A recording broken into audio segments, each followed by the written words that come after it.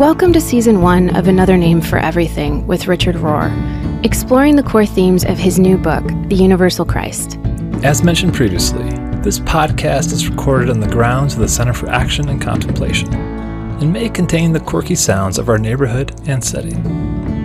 We are your hosts, Paul Swanson And Bree Stoner.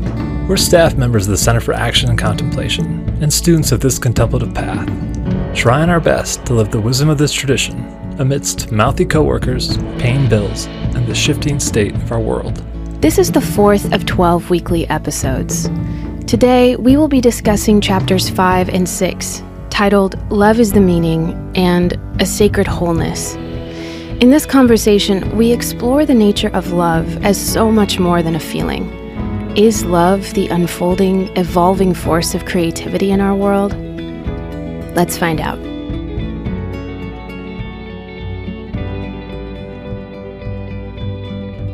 So, Richard, love has become such a romanticized word, in our English language in particular. It feels so weak now, because I can love somebody, yes, it really does. Or I can really love carnitas tacos, So you have such a beautiful understanding of love and the way you describe it in your book. And you mention the paleontologist and priest, mystic Teilhard de Chardin. And I wonder if you could share with us how you understand love. Oh, my goodness. Oh, what a question. All I can do is dip in one little corner. The word that first comes to mind that's the most comprehensive is givenness. When a thing is giving itself to you, or a person is giving themselves to you, they are loving you. And we all know the difference. We all know when people even say nice words to us, but it's from a cold place, or it's just being polite, or it's pro forma. And I've had people challenge me or correct me, and I still felt givenness. I felt respected, held every step of the way. So it isn't this superficial, he likes me, or she likes me. That's just useless. It doesn't have to do with liking someone or not liking someone. You can actually dislike a person and could still give yourself to them, you see. And we've got liking and loving all confused. That famous book that influenced me very early by C.S. Lewis, The Four Loves, he was wise enough to say that the Greek language had 4 words for love, and that English only has 1. And that's why it's trying to hold so much that it ends up now being almost useless. Too diffuse. I love my Cheerios. Well, I guess you can give yourself to your Cheerios, but... As my kids say, they're like, well, if you love it so much, why don't you marry it? I'm like, really? It's so annoying. Oh, yeah. Why don't you marry? Isn't that interesting? Yeah. That they've got an insight there already. Yeah. We just use it far too easily. If you remember, he said, Storge love is the love of things. When you say that's a cute little teddy bear, the Greeks would use the word storge for that, And that's what your little boys are making fun of. Oh, that's storge love. And they already have a hint. There's something bigger than that, Then there's philia, the appreciation. It's a little higher level, where there is a valuing of the quality and beauty and truth. It's the love of friendship. It doesn't have to be intimate friendship or profound friendship, but nevertheless, I'm kindly inclined toward that person or that plant or whatever it might be. Then there's eros, which again is the great confusion, although we do use the word somewhat that way, erotic. It specifically means physically embodied love that has a character of fascination, infatuation, addiction, attraction, all those words. Erotic love of things. So it's considered the most dangerous and the most powerful because it has such power over us. It has this this infatuation element, which the first two don't have. I'm just remembering what I can. And the very word infatuation from Latin means false fire. That, don't get too attached to that because it won't last. It's a false fire. Wow. I didn't know that. Ignis fatuus, false fire. Then the one that Paul chose to use in 1 Corinthians 13 is agape, or agape. It's pronounced both ways. That was considered disinterested, altruistic love that was given undeservedly, unmerited, and unachieved. Now, we've got to keep holding on to that as the highest love, as the divine love. And I think the Greeks even called it divine love. They didn't have our idea of Jesus or God, but they still knew there was a love that was perfect, that didn't depend on the worthiness of the object, but was givenness irrespective of whether that deserves to be given to. Pure givenness for its own sake. So we've got to keep that definition. Now, you've heard me in other places distinguish it from what I call Valentine's Day love. Valentine's Day love, which is the American use of the term, is a flimsy combination of eros and storge, not even that much philia. It's just this game-playing thing of attraction.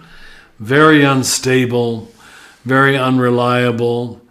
And so you have, the largest percentage of people who come to you for counseling are people who've been wounded by this kind of love, expecting agape because their girlfriend or boyfriend said, I love you, when all it was eros and storge. Storge, love of cute, because you've got a cute face, I love you. Yeah. Well, that doesn't last. Yeah. Some of us have a cute face. It's, we're doing culture and relationships and family a favor to make such distinctions. If we wouldn't think, they're laying their Christian trip on me, if we don't preserve the higher levels of love ourselves, I don't know that we have anything to teach or offer civilization. But the thing is, we do have something more, and darn it, we have regressed to the lower levels ourselves. We use the word love to largely mean storge, philia, and eros, not agape. In the way that you use love in the Universal Christ, you talk about how love creates future possibility. You listen so well. Go ahead. We maybe took some notes. Yes. And that it works for the good of all, even when it goes wrong and awry. Yes. Can you unpack that further? I think it's just such an important kind of powerhouse thing to lean on in this discussion of love, especially considering what the distinctions you just made. Yes. When you give yourself to an idea, a person, an event, you tell it, I'm so happy that you exist.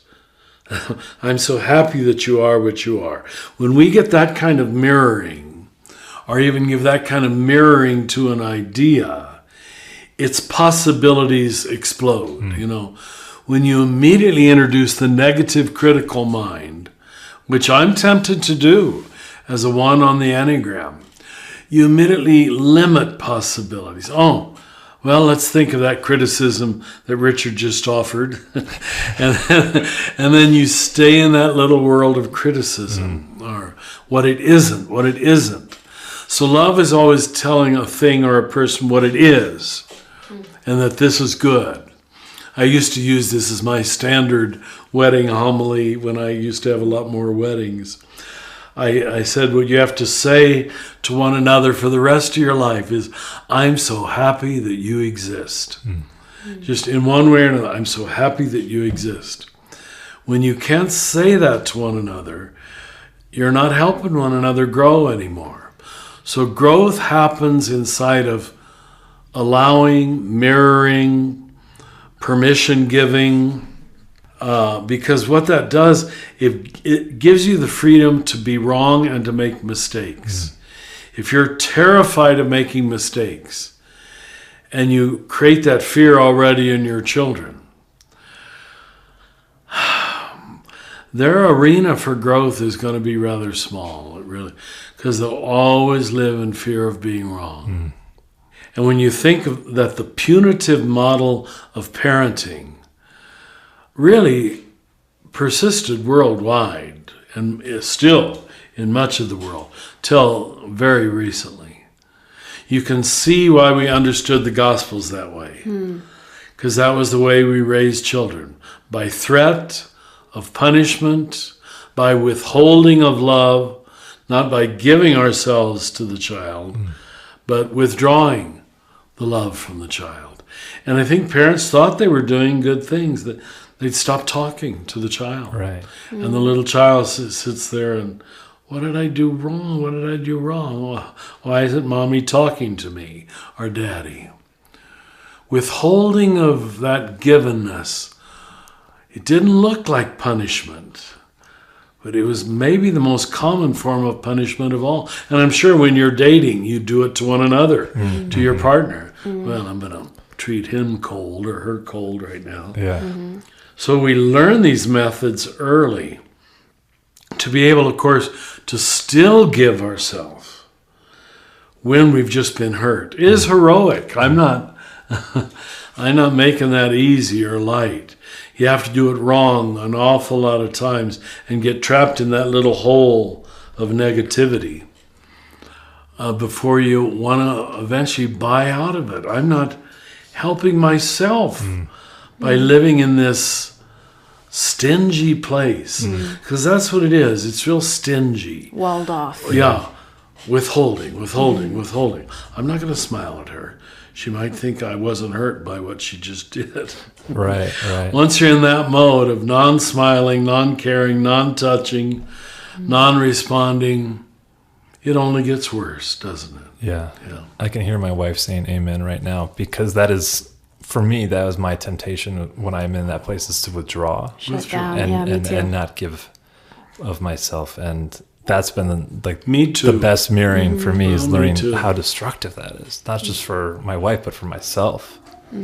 It's terribly dangerous when you're considered, like I'm afraid I am, a person of importance or significance or authority, use whatever word. When you're considered that, you know that your non-smile carries a lot of weight. You understand? It's hard not to use it. It's terrible. It's just terrible. I know we've been talking at the personal level here, but I also think it's interesting that what you just said about, love allows mistakes. It makes room for that. Even at a cosmic level, like even thinking how Teilhard uses that phrase that the physical structure of the universe is love, to think that in evolution, we're kind of still figuring stuff out. That gives me a lot of hope. Doesn't it? It helps create a sense of trust that, maybe this great experiment that we're all part of and are participating in, there's room for these moments right now, that can cause so many of us to lose hope when we look around us politically or, in the world, and have that moment of, how could this possibly be good? When things are this dark. But that frame helps me, I guess is what I'm trying to say, to put it in that frame of love and evolution. Evolution is the language of growth and change. You would have thought we would have always had it. You would have thought it would have come naturally to us. Now, our theological way of saying what Teilhard said, the physical structure of the universe is love, is let us create in our image. That God, who is a cycling of infinite outpouring and infinite receiving between three. That's saying the physical structure of the universe is love in theological language. Now, I know most people don't think in a Trinitarian way. I probably think they're too easily, too quickly. But we had it. But is it any surprise that most of Christianity was not very Trinitarian? Theoretically, yes. Practically, no. Because we didn't understand that the very physical nature of the universe is love. And this is where science and theology are coming together. My God, we're good friends. We're saying the same thing. What a gift. I like this line that you say in your book. You say, forgiveness might be the very best description of what God engenders in humanity. And you also say that... I'm so glad I said that. I am. I didn't know I said that. I'm glad I did. You did a good job with that one. You also say that without forgiveness, there's no real hope for a future for us. And so, and you just brought up the Trinity. I just wonder what role is understanding... How does understanding the universal Christ allow us to have a greater capacity to forgive and have that forgiving nature? Well, if we really begin to experience that all that our eyes see is the givenness of God, the absolute self-emptying of God into visibility. When we start experiencing God as operating from a worldview of abundance and not scarcity, basically a forgiving person. Forgive means to give ahead of time, right? To give up front, to not wait for the moment where it's earned. We were given an image of God who was withholding, who was punitive, who was even torturing. Can you realize how, well, of course you can, how a creation spiritual, I'm looking at those leaves outside the window right now, that there's no withholding on God's part. That creates in the soul a worldview of abundance, not a worldview of scarcity. And I dare say, I think most of us were raised with a Christian worldview of scarcity. There isn't enough grace to go around. There isn't enough forgiveness to go around. It has to be earned. We could not imagine an infinitely loving God. And I'm told the brain can't imagine infinite notions. So maybe it's not even our fault. But again, here's where science is helping us. Just the extent of the universe, the trying to imagine a single light year. The mind can't imagine it. And we're talking about 176 light years from here to there. Oh, come on. It's just, our mind has been blown by astrophysics now. And it's allowing us to think in infinite concepts. And we've got to believe that God is bigger than what God created. We've got to have a God at least as big as this infinitely seeming universe. So now to understand God as forgiving, givenness itself, forgiveness itself. God doesn't choose to forgive now and then when people have earned it, or it isn't forgiveness anymore. Forgiveness is the permanent state of God toward reality.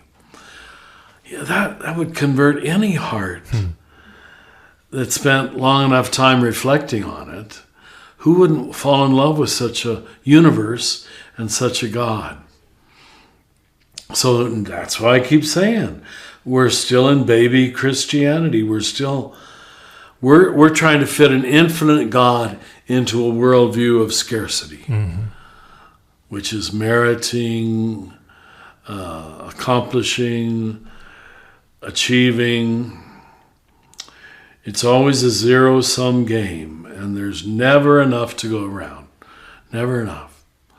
Wasn't enough grace for gays, Not enough forgiveness for people in a second marriage. Come on, just stop it. That's you talking. That's not God talking. Oh. And would you respect any God who was less than that? Right. How could it be God if it's picking and choosing Yeah. Liking white skin but disliking black skin. And the fathers of our country made statements to that effect. Mm-hmm. They are permanently marked. And these were the Enlightenment people, the deists. There are people that are simply stamped for all eternity with inferiority. Yeah. That's why I think, evolution is so helpful. I love how you say that too, that we're at baby Christianity. That's exciting for me because it makes me think that there's hope that we are shifting into a new paradigm, that we could participate in changing the limitations of religion, the small thinking, the exclusive thinking. And I think so many of us who have grown up with the internet kind of had this weird experience of already having a felt sense of we-ness because the borders that used to work to keep us separate from each other, we transcended those. The internet helped us transcend those. There's a sense of planetary belonging. And so I often feel discouraged with, thinking that there's any hope that Christianity can catch up to what you're talking about. Yeah. Well, see, here's one, I hope, gift of this notion of the cosmic Christ or the universal Christ. If God and grace are inherent in creation, then this unfolding is going to happen with or without its formal proclamation. Now, we in the church might be the formal proclaimers, but when you see how poorly we've proclaimed it, how stingily we withheld it, I think God's work is going to continue to be done under a secular banner in many cases. People will still be healed. Because I've gone through so many health issues in the last year, I'm just so aware of the generosity of a lot of doctors and nurses. I suspect they're earning huge salaries. Okay, maybe they're not. I don't care. But boy, I experience a lot of gratuitous caring. This one nurse calls me every week just to check on everything. Wow. One called yesterday to go through all my meds. Now, this will have this side effect. This could have that side effect. Don't take this with that. Oh, it's horrible. Oh. But it's wonderful because I was getting impatient. I kept saying in the phone, are we done yet? I don't care about all this. And she, now just stay with me a little longer. We want to help you. And she really did, She doesn't even know me. She's the universal Christ. I'll probably never meet her face to face. This is what's going to win the day. That's the universal Christ. It doesn't have to have the label Christ. Now, I'm still going to say you're quite blessed if you have the ability to name what's happening. That's bringing it to consciousness. So I'm not saying organized Christianity should throw itself out. But that it's always going to be what Jesus said at the beginning. It would be a leaven and a illumination and a salt. That isn't the whole meal. Salt isn't the meal. Leaven isn't the dough. The light is that which illumines, but it isn't an object in itself. So Jesus gave us metaphors to tell us to expect a humble role in society. We don't have to convert everybody to it's a privilege for me to be a Christian. It's no burden. It's not fear. It's not, it's a privilege. But by the same token, I don't feel I have to talk other people into carrying my privilege. Right. If they don't want to, that's okay. Yeah. As long as they let the flow happen through them. Like that nurse on the phone with me for almost an hour yesterday, talking about stupid pills. Okay, what else? So, Richard, as we've been going through and talking about, we've gone to universal metaphors and then to personal, kind of back and forth and trying to hold both. And in your book, you talk about, very personally, about having very little sense of spiritual feeling during recent seasons. Oh, yeah. Really, the last 10, 15 years? Yeah. Go ahead. Can you speak a little more to that? Because I think a lot of folks go through seasons where, sometimes it's very short, and sometimes it's very long, but it's all part of the evolution of our own journey. Yeah. I wonder if you could speak to that.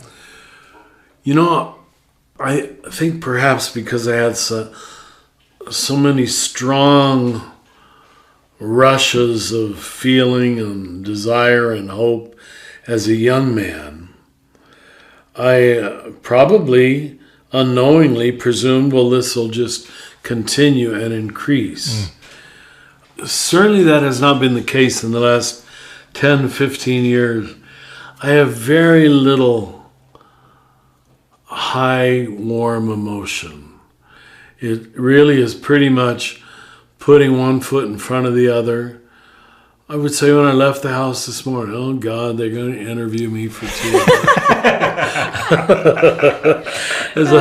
Sorry. More talking. So I do it not out of oppressive duty, but more just because I know this is what I'm supposed to do. And God has given me the grace to talk this way that seems to help people. So I should do it.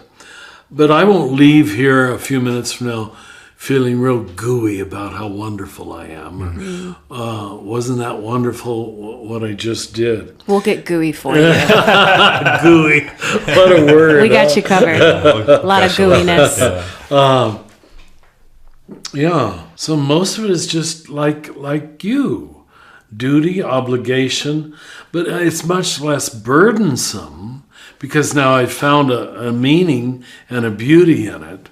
But I don't want to give people the impression I walk around just, everything is beautiful. Jesus loves me. I don't feel Jesus, God's love most of the time. Doesn't mean I'm not enjoying it. Can you make it's fruits.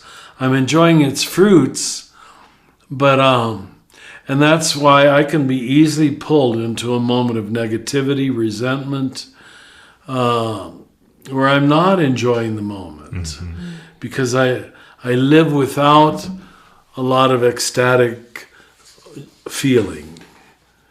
And you go through years of saying, what am I doing wrong? What am I doing wrong? But I thank you for giving me a chance to say that, because I think that's true of every marriage. That's true of every relationship with anything you love. And if I'm to believe the mystics, it's totally predictable in one's relationship to God, that God must withdraw all feeling, or you don't really learn to love the other. You don't love the other. You love what the other is giving you. And until you make that decision, oh, well, of course I love God. I get these gooey feelings all the time. Well, that's not loving God. That's loving the experience of God. Now, I don't think you're ready for that till you've been on the journey for some years. But there's little days of practice, I'm sure. You're both young people. There's still probably many days where if you had your druthers, you wouldn't be changing diapers or watching the kid, watching the kid. But you do it. You do it for love, and you don't feel it. That's when you become a pure conduit, a purer conduit, at least. That's so helpful, because I think we're so conditioned to kind of look at happiness as the goal of everything. Everything. And that's you say narcissism, actually. We're very narcissistic, but even spiritually narcissistic, Yes, because you talk about contemplation as, and this is a quote, allowing us to stop our superficial minds long enough to see the beauty, allow the truth, and protect the inherent goodness of what is, whether it profits me, pleases me, or not. And I just think that's so profound for me. Is that in the book? Yeah. Well, I'm glad I wrote it. Thank you. I listened to it and said, oh, that's good. Sounds like a good book. but that part of whether it profits or pleases me or not, that so could doesn't have to please me. That seems to be so much more of a healthy perspective of really is. What contemplation engenders in us. To stop being obsessed with what pleases me, or my personal bliss, Because then you're unhappy when it doesn't please you. Right. And most things are not going to perfectly please you. Yeah. So do you want to go through life unhappy most of the time? Then stop stating your preferences. Now, I know we say, I love that, like you apparently say to your kids. And I do it too. I love this meal, or I love this beautiful painting. But just don't get too attached to that it matters to the world whether you love it or not. Mm-hmm. If it keeps you positive and flowing, good. Mm-hmm. But if it's just, now I have to have that piece of art because I love it so much, and I'm going to love it every day hanging in my living room. No, you don't. That's helpful, though. Just, I think for so many of us who, I think about the last several years in my own life, I've gone through a divorce, I've gone through lots of life changes, and there is this kind of sober growing up that's happening right now of learning to accept my responsibilities and even life being difficult as part of it, that I can feel that there's that little piece of me that's like, wait, this isn't fun. I didn't buy into this. This is really hard, and I'm falling apart. The ordinariness of holiness, Yeah, so thank you for that perspective. I think that's one reason, if I can say so, that the charismatic movement died for the most part. It was way too tied to gooey feelings. And that's just a sure recipe to keep people at stage one. It's an authentic stage, but it's not supposed to be a permanent stage. It's like thinking the church can exist on a perpetual Pentecost Sunday. You don't love God anymore. You love what God does for you. Yeah. This is a word that's kind of out of fashion, but the one that comes to mind for me is obedience. Like there's an obedience that you're living into when it's not out of response to what you'll get, but it's just out of response of kind of being in that field of love. Would you say that is a helpful reframing, or am I off my rocker? I mean, you normally are off. I know. True. If I understood you rightly, that's exactly it. Again, because I had to study Latin and Greek, I so often get the roots of words. Audire is the word obedience. Means to listen to. So an obedient person is a person who's listening to reality. It's more than being dutiful, but just letting it have its way with us, letting it give us its messages. It's being responsive. Maybe that's the best word. Instead of commandeering reality. I hate to pick on politicians so much, but they've just become such a living example of how not to do it. By their very profession, they think their job is to commandeer reality. And it leads them to tell lies about almost everything. To make reality into what they need it to be, to win, however they define winning, which is usually very superficial. That's the opposite of obedience. They're not obedient to reality. They're not listening to the separated mothers and children on the American border. They're not listening at all. So they might think, I'm obedient to church law. Well, you're not obedient to divine law. And divine law is written in reality. Reality. Paying attention to the laws written versus the spirit that is actually trying to be manifest. Exactly. It's so ironic. They're the very people imposing the law who have such incapacity to listen to reality. Speaking of politicians, can we talk a little bit about the idea from Ken Wilber of growing up and waking up that you mention in the book? There's more than that, too. Yes. You just want to concentrate on two. Well, I mean, you can share the whole enchilada, Richard.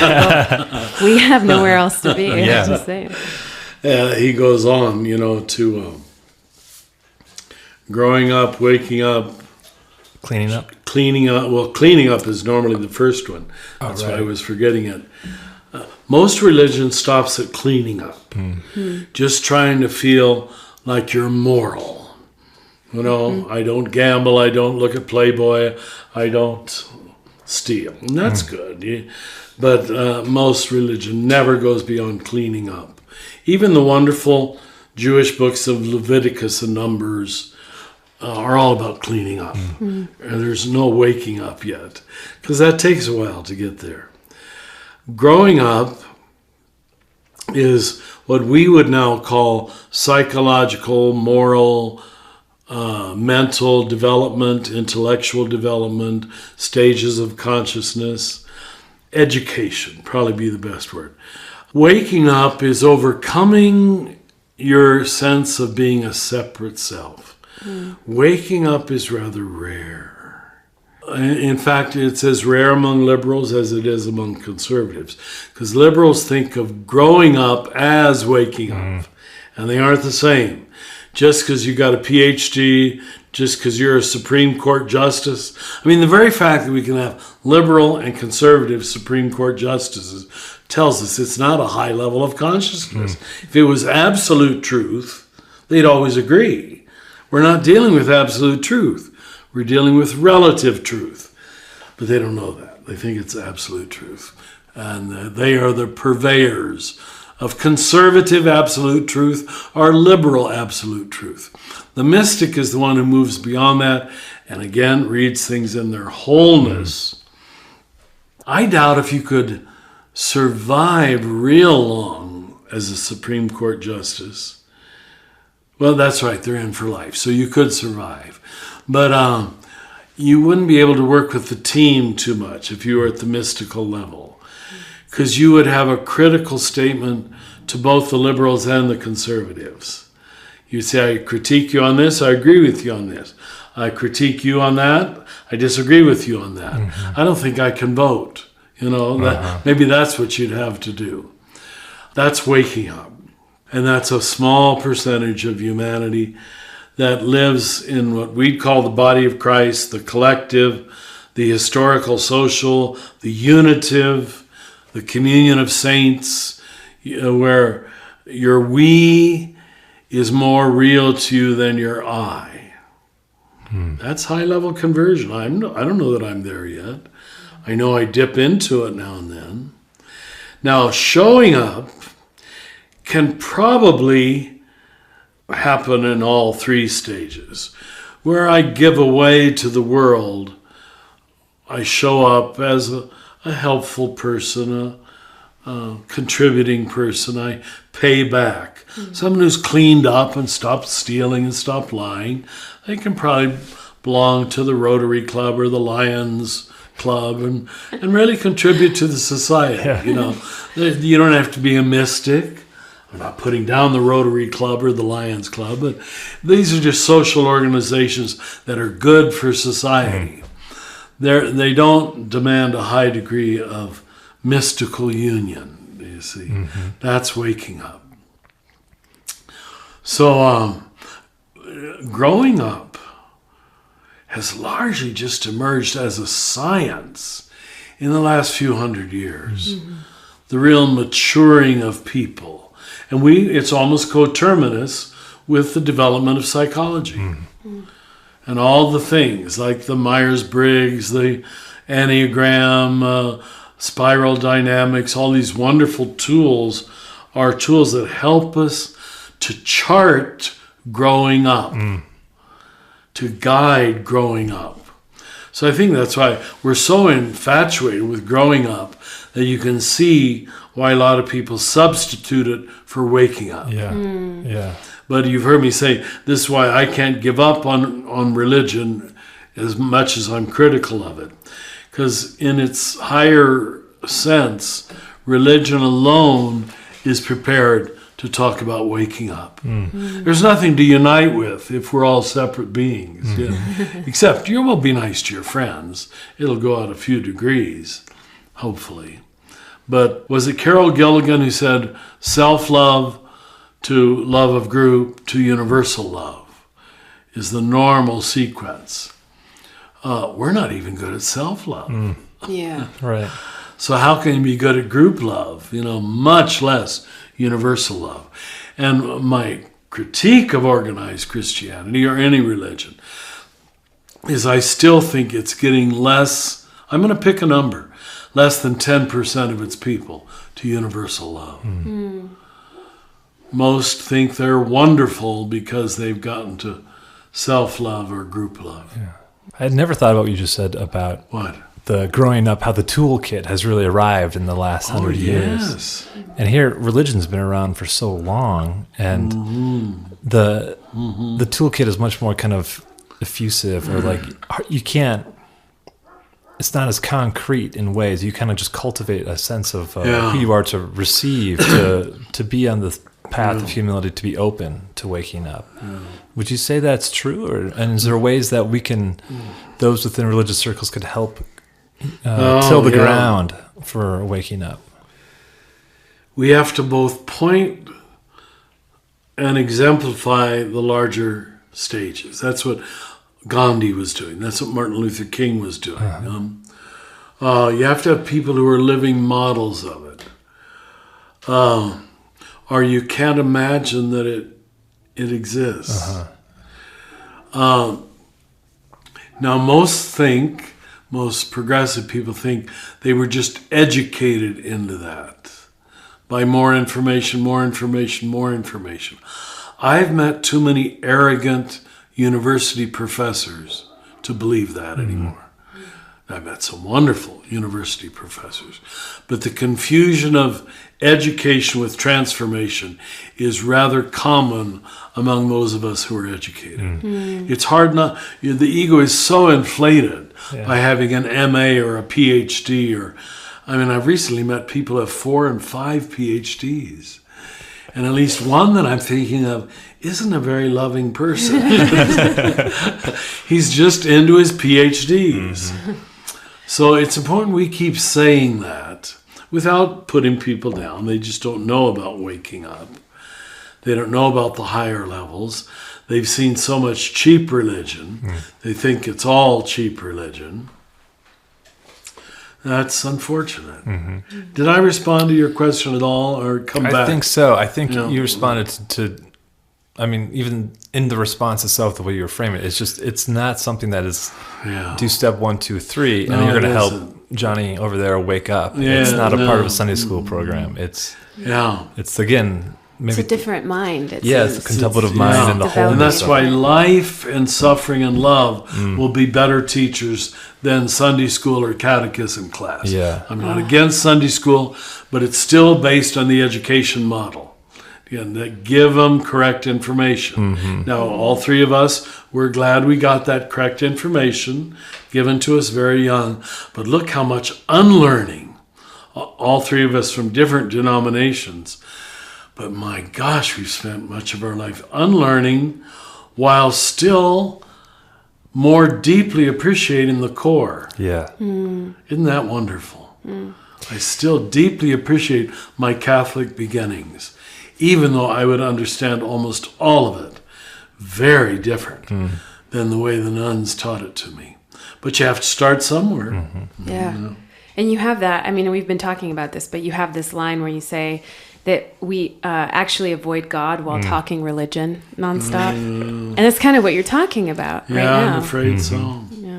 Religion is, and I'm not being clever, is the best substitute possible almost for the exact experience of God.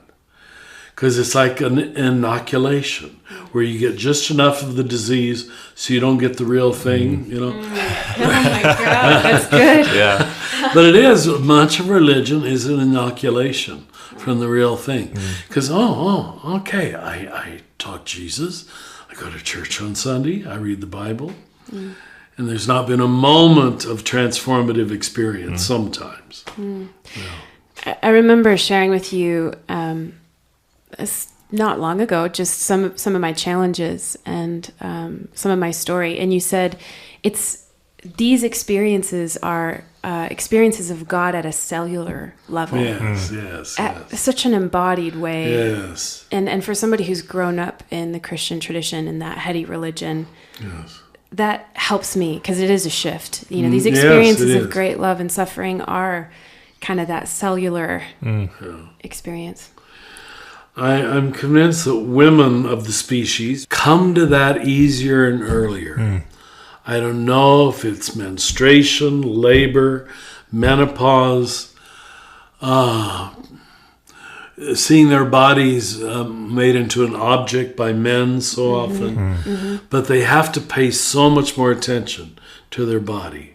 We men can basically grow up ignoring it as long as we're good at football. You understand? we don't need to really listen to it. I don't know what it's like to count the days between your periods. That you have to be listening to your body. I don't have to do that. There's no periods in my... Well, there is now. Now I'm having hot flashes. I've had 3 today already. Wow.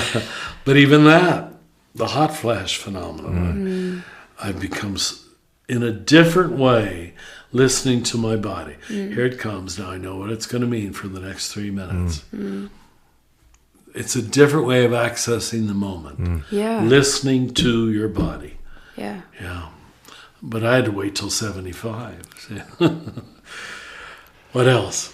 Well, I think that we are kind of rounding out here, Richard. Do you have any other questions before we conclude with our final? Well, you bring up the body. And I think that that's one of the shifts of contemplation that I so appreciate right now, is just how we're focusing so much more on embodiment. Yeah. And so I guess as we round out to a close, to shift our question of, when have you encountered Christ today? How have you lately encountered Christ in your own embodiment? You're talking about taking these pills and having these hot flashes and all these side effects. Well, it's been really humiliating this year too, both because of cancer and heart attack, and being put on all these medicines, to just constantly experience my body as weak. I think of all my life as a young person where I saw old men, old women walk down the street, but that was always someone else. Yeah. And how I lacked in sympathy. But you know what? I could not have sympathy because I didn't know how helpless that feels. I'm much more noticing of old people now, because now I know, oh my gosh, how they feel, Isn't it sad that we have to sort of come to that embodiment moment ourselves before we can normally have an empathy for what other people are going through.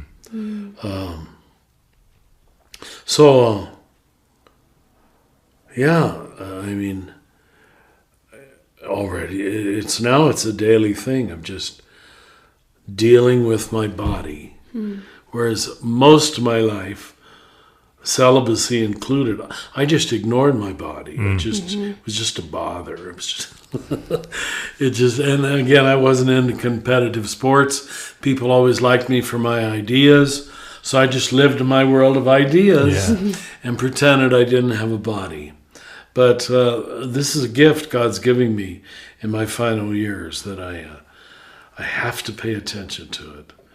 I have to listen to it. I have to take the right pills, the right time of day. Now I have to go and get on a treadmill. Just the word of a treadmill. Oh, God.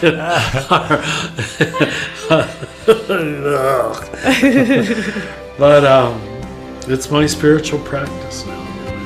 It is very much tied to embodiment. The beautiful music you're listening to is provided by Bird Talker. Another Name for Everything with Richard Rohr is produced by the Center for Action and Contemplation, thanks to the generosity of our donors. If you're enjoying this podcast, consider rating it or sharing it with a friend to help create a bigger and more inclusive community. To learn more about Father Richard and to receive his free daily meditations in your electronic mailbox, visit cac.org. If you want to hear more about these ideas as part of an online community, consider participating in the live webcast of our spring conference, March 28th through the 31st. For details and to register, visit cac.org/events. From the high desert of New Mexico, we wish you peace and every good.